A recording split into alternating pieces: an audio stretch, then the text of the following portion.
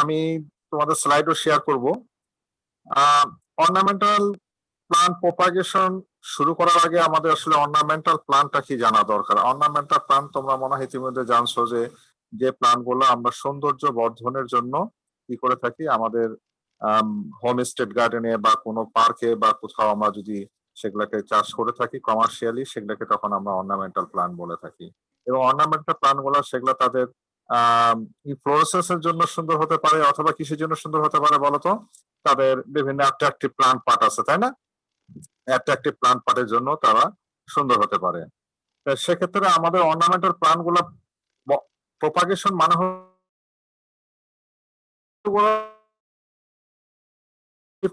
Multiplication ইস means যে একটা থেকে দুইটা বা দুইটার থেকে তিনটা বা দুইটার থেকে পাঁচটা, এইরকম যে আমরা সংখ্যা বৃদ্ধি করব, সেগুলাকে কিভাবে করতে পারি।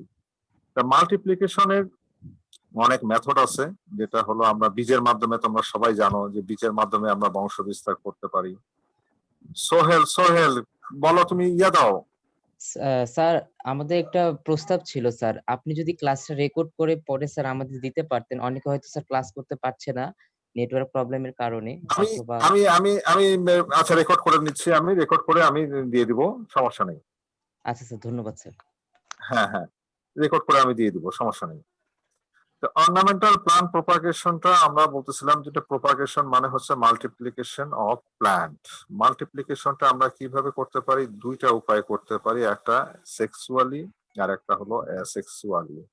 সেক্সুয়াল প্রপাগেশন তোমরা জানো যে প্লান্ট কি করে, প্লান্ট ফুল দেয়, ফুল থেকে বীজ হয়, এবং বীজ থেকে যে আমাদের বংশ বিস্তার করি, যেমন ধান, গম, পাট এবং অল যে ফিল্ড ক্রপ গুলো আছে। তারপরে মনে করো যে আম গাছে আমের যে বীজ হয়, বা বড়ই গাছে বড়ইয়ের যে বীজ হয়, লিচু গাছে যে লিচুর যে বীজ হয়, সেগুলোর মাধ্যমে যে বংশ বিস্তার গুলো করে থাকে, সেগুলোকে আমরা বলি সেক্সুয়াল প্রপাগেশন। এবং এটা প্রকৃতি থেকেই,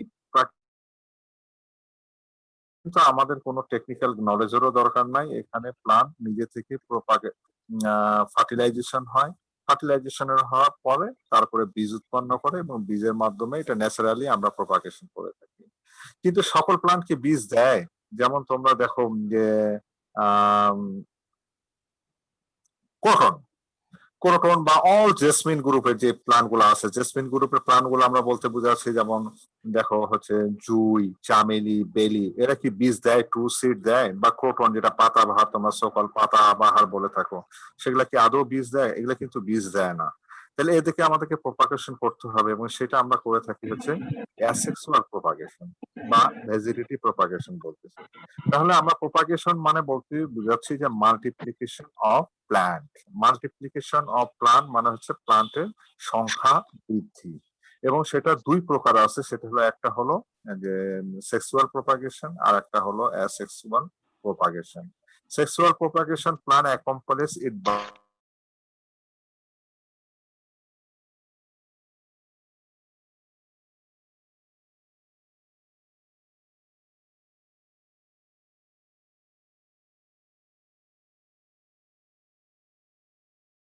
একটা অংশকে কেটে লাগিয়ে দেই, তাই কি না? এবং আমরা যদি পাথরকুচি তুমি চিন্তা করো, বেবি বিয়ারিং প্ল্যান্ট, সেগুলা কিন্তু আবার কি করি, আমরা পাতাটাকে কেটে কিন্তু আমরা সেখানে মাটির মধ্যে লাগাই দিই, তারপর সেখান থেকে কিন্তু প্লান্ট তাদের সংখ্যা বৃদ্ধি করে থাকে। তাহলে প্লান্টের বিভিন্ন অর্গান ইউজ করে যদি আমরা প্রপাগেশন করে থাকি, সেটাকে আমরা কি বলতেছি? অ্যাসেক্সুয়াল প্রপাগেশন, অথবা কি বলতেছি? Vegetative propagation. আমি তোমাদেরকে এখন একটা স্লাইড শেয়ার করব, স্লাইডটা তুমি দেখো, দেখলে বুঝতে পারবা যে স্লাইডটা কি দেখা যাচ্ছে? স্লাইড কি দেখা যাচ্ছে?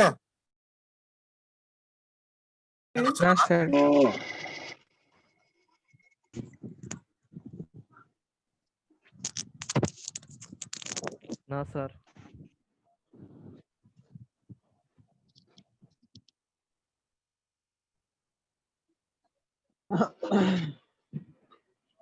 আমার কম্পিউটারটা ফেল করলো লাস্টে, আমি এই যে দিয়ে কাজ করছি, ট্যাব দিয়ে। এখন কি দেখতে পাচ্ছ তোমরা? দেখা যাচ্ছে? না স্যার। এখনো দেখা যাচ্ছে না? দেখাই তো যায় না। না স্যার দেখা যাচ্ছে না। আচ্ছা আমি দিচ্ছি ট্যাবে তো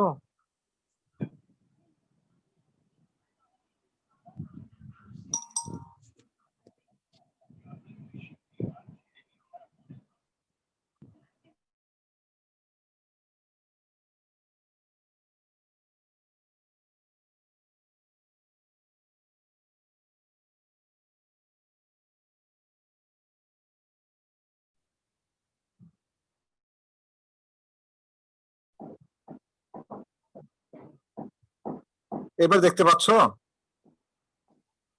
জি স্যার। এবার দেখা যাচ্ছে না? জি স্যার। ওকে, আমরা তাহলে একটু আগাই। সেটা হলো plant propagation, the multiplication or increase in number of plant by natural or artificial means. এটা দেখা যাচ্ছে তো না এই স্লাইডটা? আউটলাইন অফ লেকচার্স এটা দেখা যাচ্ছে। তাহলে তোমরা ওই স্লাইডে যেতে পারো।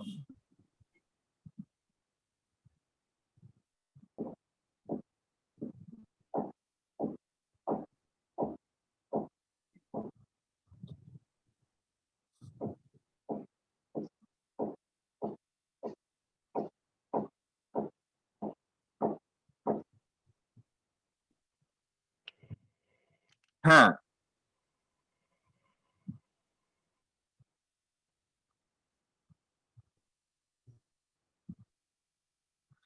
এবার দেখা যাচ্ছে মনে হয় না? জি স্যার। এটা আমরা বলতেছিলাম যে অর্নামেন্টাল প্লান্ট গুলোকে আমরা দুইভাবে প্রপাগেশন, প্লান্ট প্রপাগেশন মিনস হচ্ছে multiplication or increase in number of plants by আর ন্যাচারাল মিনস আমরা বলতে চাচ্ছি যে যেটা সিডের মাধ্যমে থেকেই করে থাকে, এই জন্য এটাকে আমরা বলতেছি হচ্ছে ন্যাচারাল প্রপাগেশনস। আর একটা বলতেছি আর্টিফিশিয়াল মিনস। আর্টিফিশিয়াল মানে হচ্ছে যেটা হলো আমাদের আর্টিফিশিয়ালি করা হয়, যেমন আমরা বললাম যে কটনের একটা অংশকে, স্টেমের একটা অংশকে কেটে আমরা লাগাই দিলাম, সেটাকে আমরা বলতেছি আর্টিফিশিয়াল মিনস। বুঝতে পারছো? এখন দেখো আমরা দুই ভাগে ভাগ করছি। Propagation is the increase of plants through seeds formed from the union of male and female gametes. বীজ উৎপন্ন হয় কি করে? বীজ উৎপন্ন হয় সেখানে ফুল থাকে, ফুলের মধ্যে কি মেল পার্ট থাকে এবং ফিমেল পার্ট থাকে, বাইসেক্সুয়াল উপরে পড়ে, সেটা হলো স্টাইলে উপরে পড়ে বা তোমার স্টিগমার উপরে পড়ে, এবং সেটা তখন চলে যায় কি ওভারিতে। ওভারিতে যায় তখন কি হয়? ফার্টিলাইজেশন হয়, এবং গ্যামেটের মাধ্যমে বা ফার্টিলাইজেশন হওয়ার পর তখন সিড উৎপন্ন হয়, এবং এই সিডের মাধ্যমে যে বংশ বিস্তারটা হয়ে থাকে সেটাকে আমরা বলতেছি হচ্ছে সেক্সুয়াল প্রপাগেশন। এবং প্লান্ট কিন্তু এটা ন্যাচারালি করে থাকে। বাট asexual propagationটা হচ্ছে is the increase of plants through ordinary cell division and differentiation. Sohel না কিছু বলবা? স্যার অনেকে নাকি যুক্ত হতে চাচ্ছে বাট অ্যাপ্রুভ না করার কারণে যুক্ত হতে পারছে না স্যার। এটা দেখতে এখন মনে হয় পারছে। বিজ্ঞানী কি আচ্ছা, করছে স্যার। বাবু? ওকে, asexual propagation যেটা আমরা বলতেছি যে asexual propagation is the increase of plant through ordinary cell division and differentiation. Ordinary cell division বলতে এখানে আমরা কি বুঝাচ্ছি? সেটা হলো মাইটোসিস। যখন তুমি ওই ক্রোটনের যখন ওই স্টেমটাকে কাটার পরে কি হলো? সেটা মাটির নিচে দিলাম, মাটির নিচে দেওয়ার পরে সেখান থেকে কি ফর্ম হয়? সেখান থেকে কিন্তু রুট ফর্ম হয়, তাই কি না? রুটটা কি এমনিতে ফর্ম হয়েছে তা না, কিন্তু সেটা এখানে সেল ডিভিশন হয়েছে, এবং সেই মাইটোসিস হওয়ার পরে তখন ডিফারেন্সিয়েশন হয়ে তখন রুট হয়েছে। এবং আর সেক্সুয়াল প্রপাগেশনে যেখানে মেল এবং ফিমেল গ্যামেটের যে ফিউশনটা হচ্ছে সেটা কিন্তু মাইটোসিস না, সেটা কিন্তু আসলে মিওসিস। মিওসিসের ফলে কিন্তু আমরা আসলে মেইনলি সেক্সুয়াল প্রপাগেশনে হয় মিওসিস, আর অ্যাসেক্সুয়াল প্রপাগেশনে হয় হলো মাইটোসিস। এখন দেখো তুমি উদাহরণ দেখি আমরা। উদাহরণ দেখলে বুঝতে পারবা যে অনেকগুলো বিষয় তোমাদের কাছে সহজ হয়ে যাবে। যে সেক্সুয়াল প্রোপাগেশনের ক্ষেত্রে কিন্তু এখানে দুইটা প্যারেন্টের দরকার, অর্থাৎ মেলের দরকার একটা, ফিমেল পার্ট দরকার, দুইটা পার্ট দরকার কিন্তু। যেমন আমরা বললাম ফুলের কিন্তু কি হচ্ছে, স্টিগমা উপরে পোলেন পড়তেছে, পোলেনটা উৎপন্ন হচ্ছে কোথা থেকে, মেল পার্ট থেকে, আর ফিমেল পার্ট থেকে সেটা রিসিভ করতেছে, এবং এর ফলে কি হচ্ছে, পরবর্তীতে সিড ফার্টিলাইজেশন হচ্ছে, ফার্টিলাইজেশনের পরে সিড হচ্ছে, এবং যেটাকে আমরা বলতেছি হচ্ছে সেক্সুয়াল প্রোপাগেশন। কিন্তু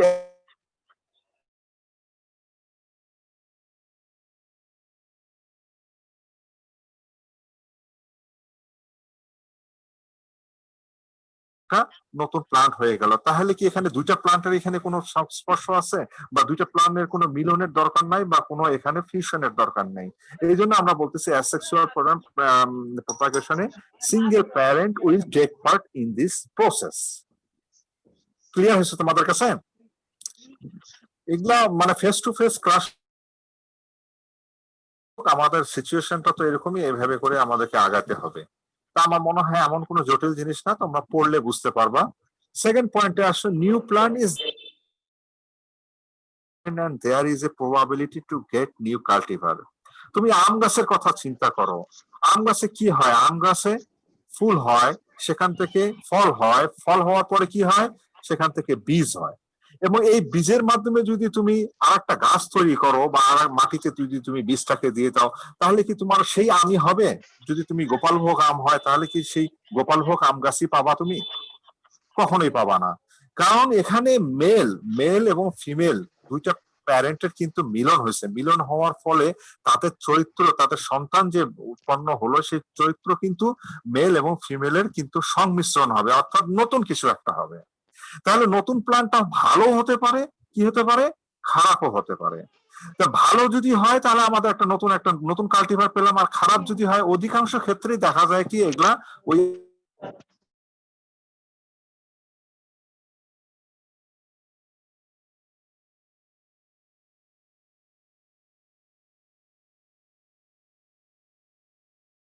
তো সেটা হলো গুটি আম হয়ে যাবে, তাই কি না?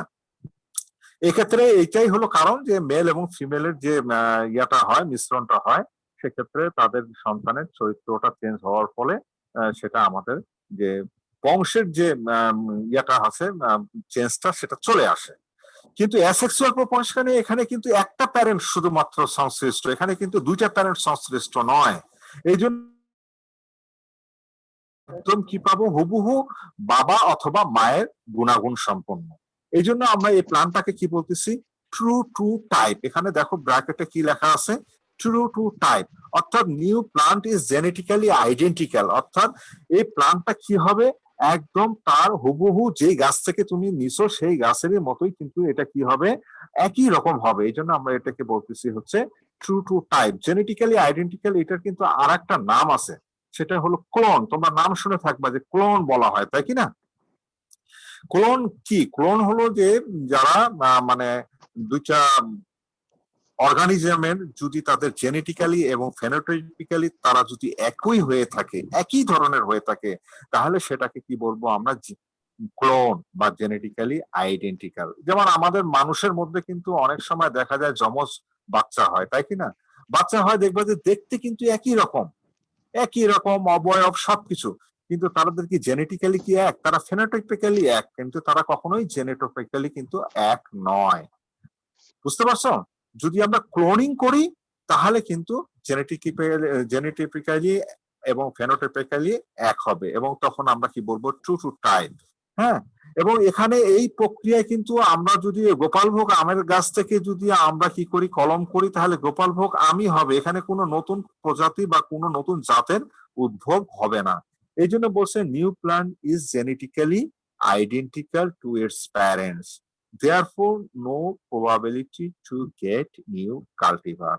তোমরা কি এই কথাটা বুঝতে পারছো? এই 2 নম্বর পয়েন্টটা কিন্তু ভেরি ইম্পর্টেন্ট। এখন আসো 3 নম্বরে, it is the simplest method of propagation and does not require technical knowledge. does not require technical knowledge, অর্থাৎ প্লান্ট নিজেই ন্যাচারালি কি উৎপন্ন করতেছে, সিড উৎপন্ন করতেছে। এখানে কি আমাদের কোনো টেকনিক্যাল নলেজের দরকার পড়তেছে? কোনো টেকনিক্যাল নলেজের দরকার পড়তেছে না। প্ল্যান্ট ইটসেলফ তারা কি করতেছে, এই প্রসেসটাকে কি করতেছে, কন্টিনিউ করতেছে। হ্যাঁ, কিন্তু তুমি যদি একটা কলম করো তাহলে কলম কিন্তু এখানে কিন্তু নিজে থেকে প্ল্যান করে না, এখানে কিন্তু কি করতে হয়, একটা লোক ইনভলভ থাকতে হয়, তার কিছু টেকনিক্যাল নলেজের দরকার পড়ে এবং তাকে কিছু প্রসিডিউর অবলম্বন করতে হয়, then they will get a new plant. So it is comparatively complex method of propagation and need technical knowledge. অর্থাৎ এখানে কি দরকার, আমাদের টেকনিক্যাল নলেজের দরকার এবং প্রপাগেশন। আমার মনে হয় তোমাদের প্র্যাকটিক্যালে অলরেডি কিছু স্টেম কাটিং বা হয়তো বা বাডিং এগুলা হয়ে গেছে, তাই না? এগুলাকে কিন্তু আমরা উদাহরণ হিসেবে বলে থাকি হলে অ্যাসেক্সুয়াল বা ভেজিটেটিভ প্রপাগেশন। বুঝতে পারছো? আর আমরা যেটা সিডের মাধ্যমে করে থাকি সেটাকে কি বলবো,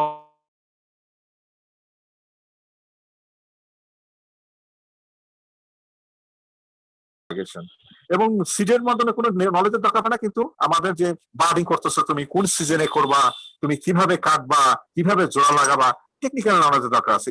ইভেন স্টেম কাটিং তুমি করতেছো, কিভাবে তুমি কাটবা, স্ল্যান্ট কাটবা কোথায়, কোথায় রাউন্ড কাটবা, কোন সিজনে করবা, কিভাবে তুমি মাটিতে বসাবা, নলেজের দরকার আছে। Multiplication rate is higher and cost effective method of propagation. Sexual প্রপাগেশনটা হলো মাল্টিপ্লিকেশন রেটটা ইজ হায়ার হয়। উদাহরণস্বরূপ একটা আম গাছে কতগুলো আম হয়, 500, 1000। তাহলে 500 এবং 1000 আম থেকে কিন্তু আমি 500 এবং 1000 কি পারতেছি, নতুন প্লান্ট পাবো, চারা পাবো, সিডলিং পাবো। কিন্তু তুমি একটা আম গাছ থেকে কি তুমি 500 বা 1000 তুমি কলম করতে পারবা? কখনোই পারবা না। তুমি খুব বেশি হলে এখান থেকে উপযুক্ত যে শাখাগুলা পাবা 20, 25, 30, 40, 50, এর বেশি তুমি পাবা না। তাহলে মাল্টিপ্লিকেশন বলতেছে সংখ্যা বৃদ্ধিটা কোথায় স্লো, সেটা হলো অ্যাসেক্সুয়াল প্রপাগেশনে। এবং comparatively it is expensive method. কারণটা কি এক্সপেন্সিভ মেথড হচ্ছে, এখানে তোমাকে লোক বলের দরকার আছে, এখানে একটা লোক, একটা মালি, সে কি করবে, তোমাকে অ্যাপয়েন্টমেন্ট দেওয়ার দরকার আছে, সে কাজগুলা করবে। এবং এখানে মাল্টিপ্লিকেশন রেটটা লো, এই জন্য কি হচ্ছে, cost of production of single প্ল্যান্টের কিন্তু এখানে দাম বেড়ে যায়। যদি তুমি কম্পেয়ার করো হচ্ছে সেক্সুয়াল প্রপাগেশন বা বীজের মাধ্যমে যে প্ল্যান গুলা হয়ে থাকে তার যে যদি তুমি কল্পনা করে থাকো। 5 নম্বরে আসো, this method allows plant to give economic return comparatively in a longer period of time. অর্থাৎ এখানে আমরা বলতেছি যে এখানে যদি তুমি সে ফর এক্সাম্পল যে তুমি আম গাছে যদি বীজের মাধ্যমে তুমি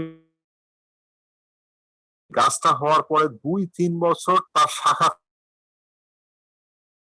একটা কাঠামো হবে, তারপরে 4-5 বছর পরে সে কি করবে, আমের মুকুল দিবে বা বীজ দিবে বা আম দিবে।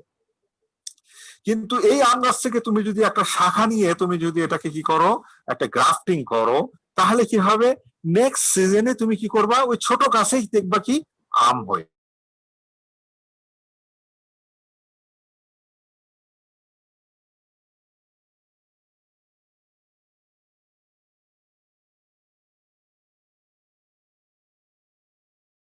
হলো ইকোনমিক রিটার্ন।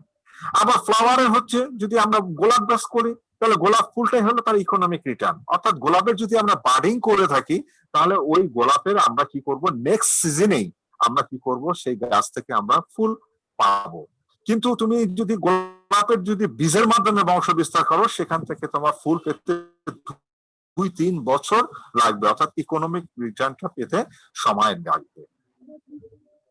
এখন আসলে life span of new plant comparatively longer than the plan obtain from asexual propagation. Life span মানে প্লান্টের হচ্ছে জীবনকালটা।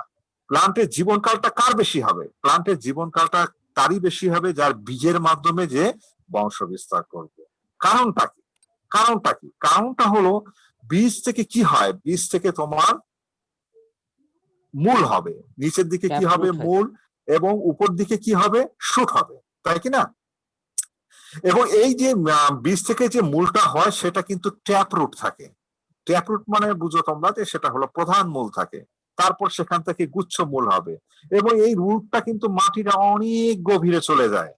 মাটির অনেক গভীরে চলে যায় এবং চারিদিকে বিস্তৃতি লাভ করে। এই কারণে এই প্লান্ট গুলা কি হবে, ভিগোরাস হবে এবং তাদের আকারটাও কিন্তু বড় হবে এবং তারা কিন্তু অনেক দিন পর্যন্ত বাঁচবে, কারণ তাদের রুট সিস্টেমটা অনেক বড় এবং তারা প্রচুর পরিমাণে যাদের যত বড় রুট সিস্টেম হবে তারা কি করবে, তারা তো প্রচুর পরিমাণে নিউট্রিয়েন্ট নিবে, তারা প্রচুর পরিমাণে কি নিবে, ওয়াটার নিবে।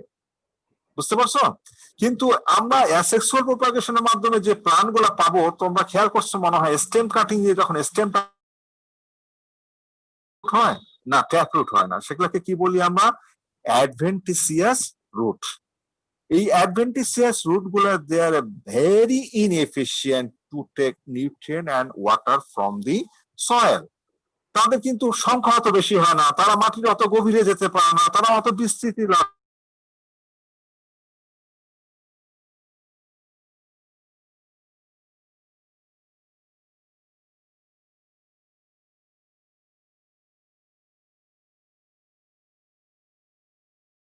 কম হবে।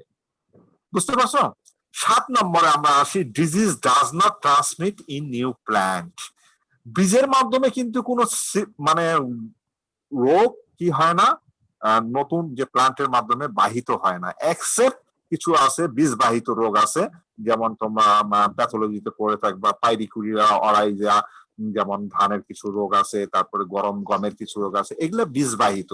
কিন্তু মোর অরলেস বীজের মাধ্যমে সাধারণত ভাইরাস বা ব্যাকটেরিয়া এই ধরনের কিন্তু ইয়াগুলা তোমার প্যাথোজেন গুলা কিন্তু বাহিত হয় না। কিন্তু এখানে আমরা যখন ওই যে আমরা যখন স্টেম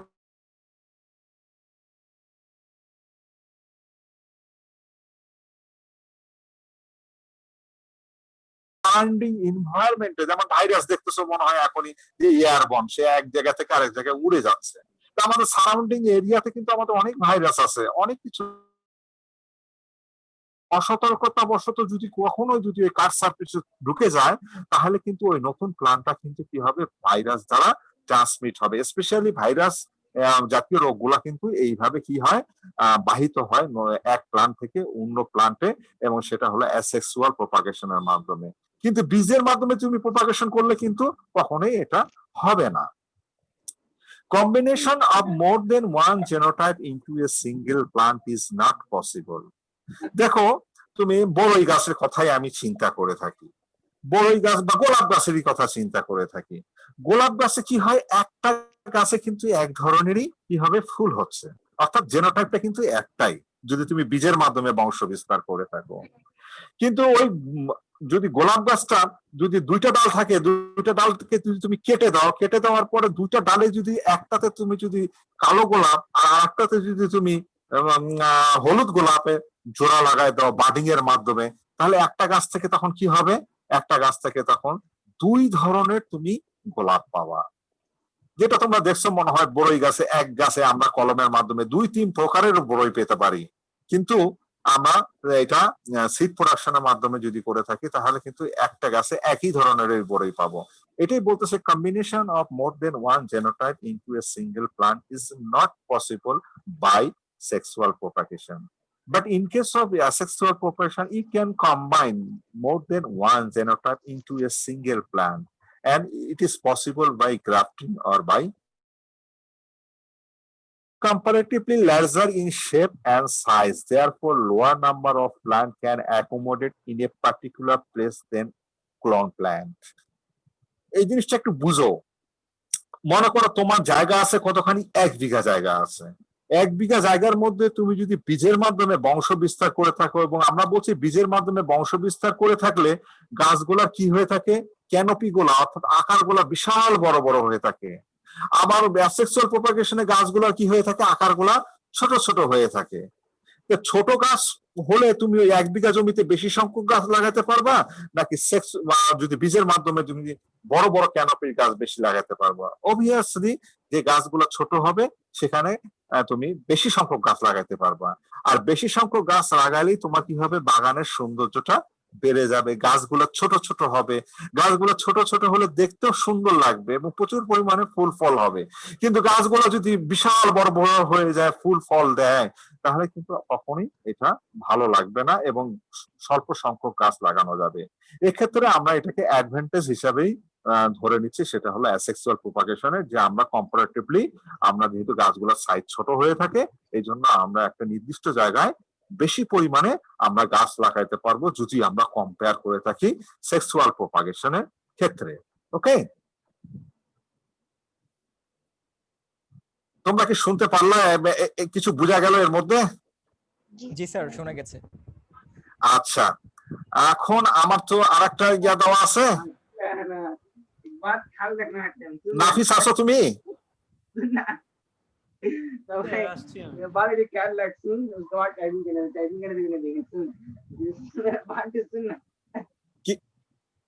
নাফিস আছো তুমি? জি স্যার, আমি আছি। নাফিস, সংক্ষেপে তুমি কেউ যদি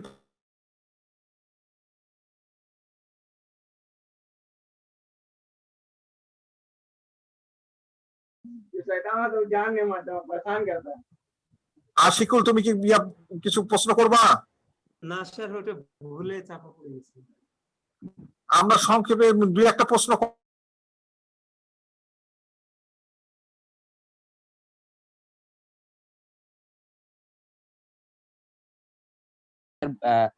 পাতা আসেনি কিন্তু স্যার শিকড় আসছে স্যার, এটা কেন হলো? তুমি আগে তো পাতা ওয়াইল্ড আসার যে কথা কি ছিল। ওয়াইল্ড যে হচ্ছে 85 দিন হয়ে গেছে, তোমার এখনো তোমার পাতা আসছে কিন্তু শিকড় হয় নাই। স্যার পাতা আসেনি কিন্তু শিকড় হয়েছে স্যার, উল্টা হয়েছে। এটা তো মানে রেয়ার কেস, কারণ আগে পাতা হবে তারপরে শিকড় হবে। স্টেম প্লান্টিং এ তোমরা জানো, স্টেম আসলে বলো দেখি, স্টেম প্লান্টিং এ আগে রুট হয় না শুট হয়?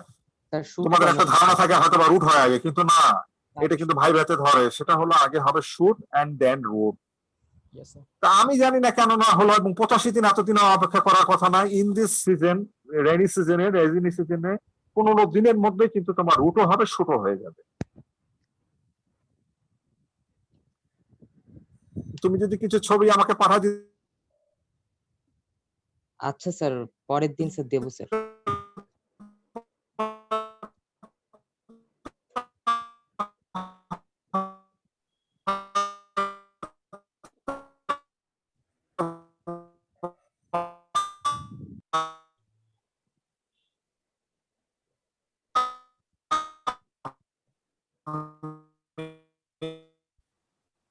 হ্যালো নাফিস, স্যার লাস্টের কথাগুলো শুনতে পাইনি স্যার। শেষে মেবি নেটওয়ার্ক নাফিস শুনতে পাচ্ছ? নেটওয়ার্কের প্রবলেম না, ওই যে তোমার সি সেকশনের সিআর টেলিফোন দিচ্ছে বারবার। ও আচ্ছা। তো আজকে আমি আসলে এক্সট্রিমলি সরি, কারণ এখানে টেকনোলজিক্যাল কিছু ইয়ে আছে যেটা আমরা অনেক পরে হলো ফিক্স করতে পারছি। নেক্সট ক্লাসে আমরা আসলে তোমরা যদি কালকে অ্যাভেলেবেল থাকো, কালকে না বৃহস্পতিবারে অ্যাভেলেবেল থাকো, then I will check class.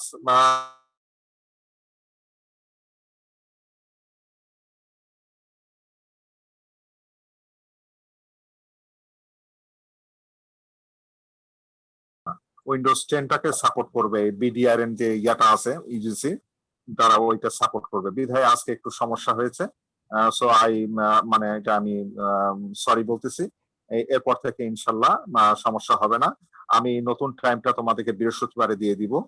আর হচ্ছে আমি এট দ্য সেম টাইম আমি তোমাদের যে সিআর আছে, সিআরদেরকে আমি আমার লেকচার শিটটাকে দিয়ে দিব, যাতে তোমরা দেখতে পারো, বা যদি আগে থেকে একটু দেখে নাও তাহলে হয়তো বা কিছু কোয়ারি থাকতে পারে তোমাদেরকে।